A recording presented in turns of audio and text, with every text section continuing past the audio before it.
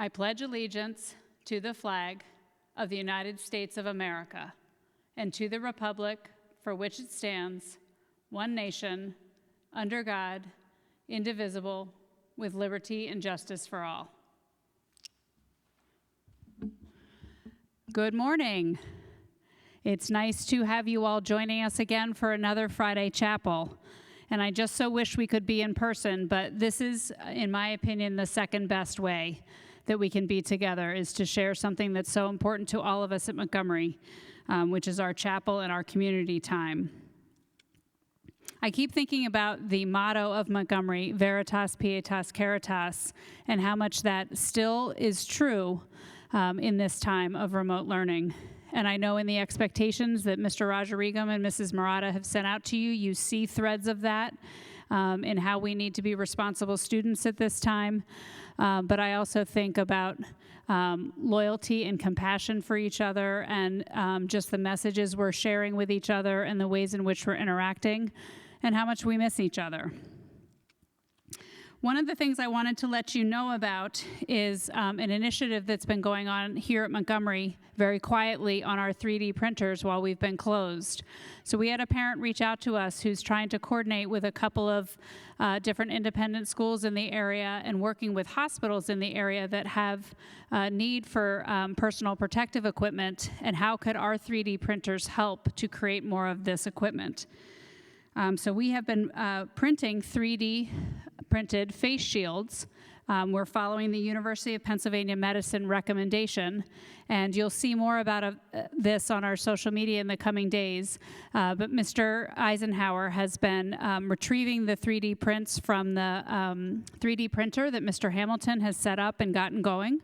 One of the cool things I think about 3D printers is you can operate them remotely. So Mr. Hamilton's been able to set it up and send them to print, and then Mr. Eisenhower goes and picks them up when they're finished printing, and the next one starts. So bravo to our team who's doing the little part that we can do to help Montgomery and our greater community.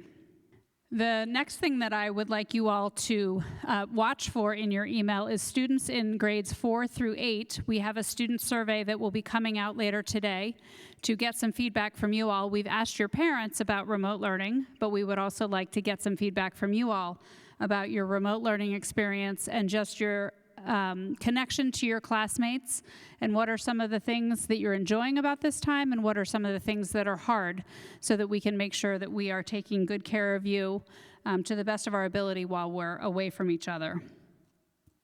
I also want to remind everybody that it's not too late to participate in the benefit and to donate items for the silent or live auction. And you'll notice you've gotten a couple of communications from Mrs. Stinger about opportunities to both support local businesses and support Montgomery School. So we are thinking about small businesses in our greater community. And so if you want to support a small business by purchasing a gift card or an experience that you then donate to Montgomery for the benefit, that would be wonderful. And it's an action that you can take that will have two pieces of good in one action. So I know the deadline is coming to a close for those donations, but we are tremendously grateful to those who've already supported the benefit with those donations, and want you to know it's not too late to do a donation if you are so inclined. And then finally, we have an admission open house coming up next week. And I think I shared with you a couple of weeks ago, the admission team is working hard to re-envision how do we do an open house virtually. In the time that we have not been on campus, Mr. Coco and Mrs. Sillip have been talking to lots of admission families. And in the last week, we've enrolled a handful of new students. So things are alive and well in the farmhouse and the enrollment efforts. And we hope that if you have any families that are thinking about Montgomery next year or are not happy with their remote learning delivery in their local school option, that you will encourage them to reach out to Mr. Coco and Mrs. Sillip and join us for that open house, or engage with us at Montgomery in any way they would like to. As we think about these last few weeks, I know it's not Teacher Appreciation Week just yet, but I am in a mode right now of teacher appreciation every day. And when I get up every day, I think about our faculty, and I think about the fact that I can't just walk up the path from the farmhouse to the schoolhouse and stop in and see different people. At the same time, I have been reaching out to faculty, and we've done a survey of our faculty just to check in on them and see how they're doing in this time, because I know from you all how important the faculty are to you. And I wanted to take a moment today in my opening remarks just to thank our faculty for everything that they're doing. I know from conversations with faculty, they are spending many, many hours preparing for their sessions with you. Some have told me that they're losing sleep because they want to make sure they're getting this as right for you as they possibly can. And they care about you, and they want you to be successful. A quote that I saw recently that really struck me is, "A teacher affects eternity. He can never tell where his influence stops." And that's a quote by Henry Adams. And I think right now, in a time when we're used to being able to walk around a classroom and have proximity to our students, our faculty are learning how to deliver that same proximity in a virtual environment. And schools are so much more than the school building. It's about the community, it's about the connections in the classroom, and primarily it's about the connection of students to each other and students to the faculty. When we did our survey of remote learning a couple of weeks ago, we had some wonderful feedback about the work that the faculty have been doing. One of them was, "Thank you to the faculty for all the hard work and the many hours I can tell you've been putting into remote learning. My son's time with his teacher gives him the necessary purpose he needs in this time." Another parent wrote, "Please tell the teachers how much we appreciate them for their hard work and dedication. It's evident every day." So in that vein, our wonderful MSCA officers did an outreach to families to ask them to send in thoughts to our faculty. And this is a little surprise that the faculty didn't know that the parents have been working on over the course of the last week. So Mr. Hamilton, if you could please show this video that demonstrates that.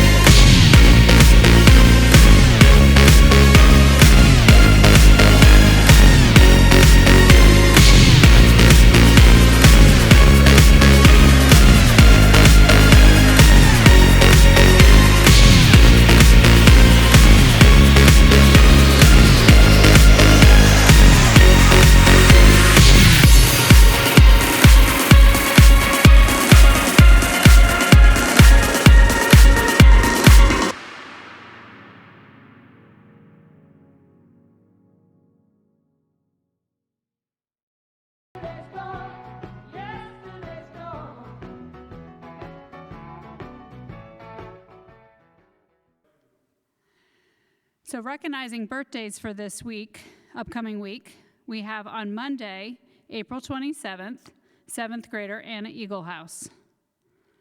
Also on Monday, April 27th, 4th grader Ella Stinger. And finally on Monday, April 27th, is 4th grader Malia Vilfane. On Tuesday, April 28th, is 2nd grader Celia Ziegler. On Wednesday, April 29th, is 8th grader Avery Rigner. Also on Wednesday, April 29th, is kindergartner Grace McLaughlin. And on Thursday, April 30th, is Mrs. Hoover. So Mr. Ormsby, let's sing happy birthday to all of our friends.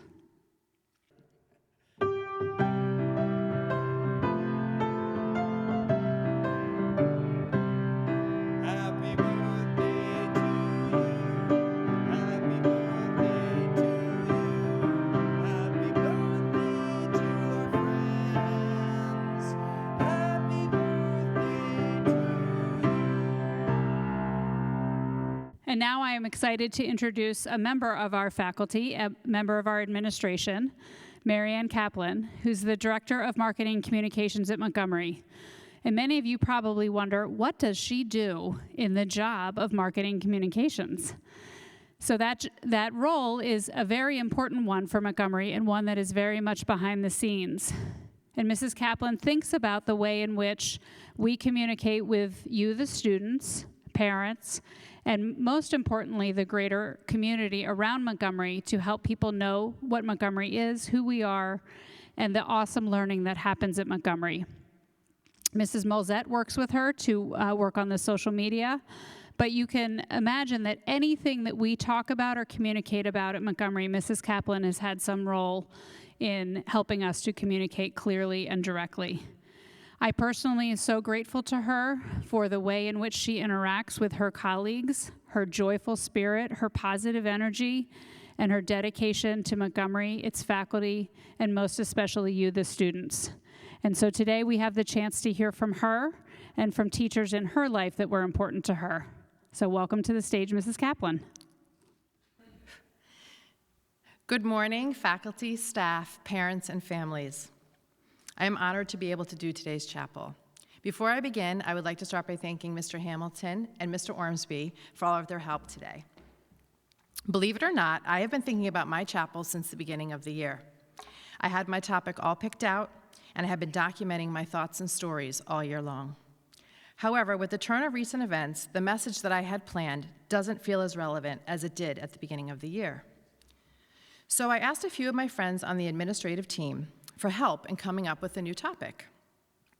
Mrs. Stinger said something to me that really resonated. She simply said the word teachers. She said, Mrs. Kaplan, why don't you just talk about teachers? And I said, you know what? I think that's a great idea. So today, I'm going to talk to you about the teachers who have made an impact in my life and the lessons that I learned from each of them. I selected this group of individuals because many of the lessons they taught me are extremely relevant right now. And I hope that through this message, I will be able to pass them on to all of you. As you will see, they are not all school teachers, but they are most definitely teachers in their own right. This is my dad. My dad was my very first teacher, and he believed that I could do anything. He taught me how to ride a bike, play softball, drive a car, play poker, balance a checkbook, and so much more. And through every lesson, he never doubted my skills or my ability. Because he believed in me, I believed in myself. My dad was an honest, selfless human being who saw the good, not just in me, but in everyone and every situation. He was an eternal optimist. By living his life with optimism and positivity, he taught me that even in the most difficult situations, you must look at the bright side. Even today, I can see it. Families are being given the opportunity to spend quality time with each other.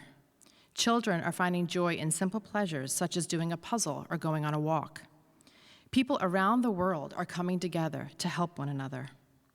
It is so easy to see the bad and complain about the way we wish things could be, especially during times like this. So today, I challenge you. Look for the good. Look at the bright side and let that carry you through. This is Joyce Crane. She was my first dance teacher. I didn't discover my passion for dance until I was 13 years old, which meant that I was in a class with kids who had been dancing since they could walk. Joyce was my teacher and the owner of the studio, and she was strict. Whether we were warming up or running through a full performance, she demanded 100% all of the time, no matter what. And it definitely didn't matter that I had just started learning how to dance. She expected just as much out of me as she did everyone else. Sometimes I think she expected a little more out of me because I was so new and I had a lot of catching up to do. While this added a lot of pressure to something I was doing for fun, I was determined to prove that I had what it took to be a great dancer.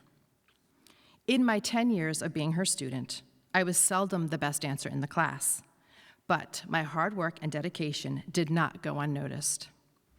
Eventually, it earned me a spot in the front line, and I won my first dance team competition at the age of 23. Her high level of expectations pushed me, inspired me to step out of my comfort zone and exceed my own limits. Joyce taught me that no matter what I set out to do, my effort should always be 100%, or it's not worth doing at all. This is Jody. Jody is my sister-in-law, and she is a school teacher. Jody has been taking care of kids practically her entire life. She started her first babysitting business when she was 12 years old. She worked at daycare centers all through college, and she landed a teaching job right after graduating from Penn State. When I had my daughter Lindsay 16 years ago, Jody was by my side every step of the way. She would come by almost every day to see Lindsay. And if Lindsay started to cry, she would pick her up, make her a bottle, change her diaper, rock her to sleep, just like that. She was my idol. She made everything look so easy, and she didn't even have any kids of her own. I was always frantically trying to calm Lindsay down to make her stop crying, which made things even worse. Jody would say to me, "Mare, don't worry so much. Babies cry. It's what they do. And believe me, she's not going to be a baby forever, and it will get better." And she was right. It didn't get easier, but it got better. Through this lesson, Jody has taught me that when you're going through the most difficult of times, just remember that this too shall pass.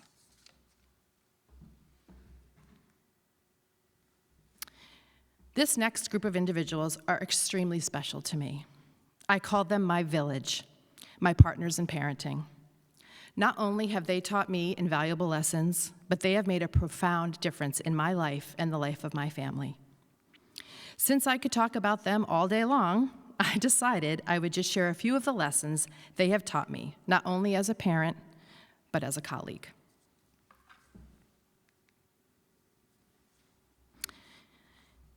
These teachers challenge their students every single day to never give up, to keep trying, to try something new, to take a risk. They encourage them that if they keep trying, they will succeed. They tell them to persevere, and you will learn from your mistakes.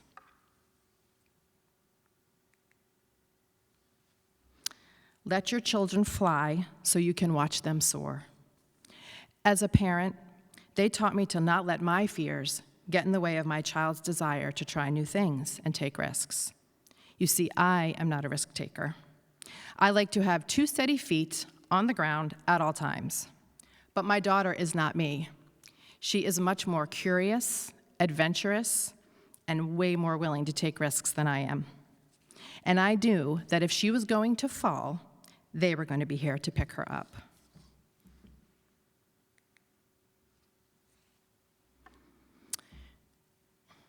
When we came to Montgomery, Lindsay was in the 2nd grade. We came to welcoming day, and we walked into Mrs. Brown's classroom. Mrs. Brown was her teacher. Yes, Mrs. Brown taught 2nd grade, for those who don't know, several years ago. As Mr. Kaplan and I were talking to Mrs. Brown, we found Lindsay in the corner of the room, crouched down, all by herself. Mrs. Brown looked at us and said, "Is she okay?" We said, yeah, she'll be okay. She said, well, what's the matter? And I said, well, she's scared. She's very scared that you are going to yell at her. And she said to me, well, why would I yell at her? And I said, well, you see, the school that we came from had a teacher that did not like Lindsay very much. And she yelled at her all the time. Lindsay could do no right. So Mrs. Brown said to her, do you mind if I just go over and talk to her? I said, sure. So with that, Mrs. Brown knelt down next to Lindsay, and she said to Lindsay, do you know what a pinky promise is? And Lindsay shook her head, and Mrs. Brown said, well, give me that pinky. And she promised to Lindsay right then and there that she would never yell at her. From that moment on, we knew we were not only in the right place, but that Lindsay was going to be okay. When a student knows that a teacher truly cares about them, it instills a sense of confidence and ignites a lifetime love of learning.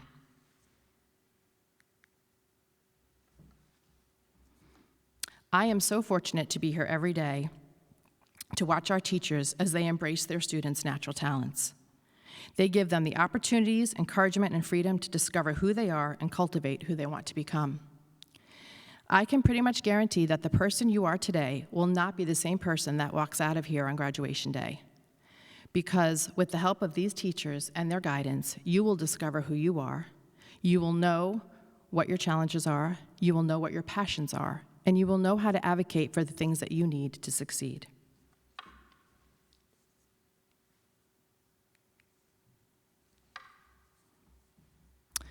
Even during this most trying time, the commitment that our teachers have to their students has never wavered. In fact, I believe it has grown deeper. They have dedicated every waking hour to redesigning what learning looks like in our new normal. They have stayed connected with their students so they could feel the same sense of comfort and community they're used to. They have done all of this and so much more with tenacity and flexibility, teaching me, and hopefully all of you, that with perseverance, anything is possible.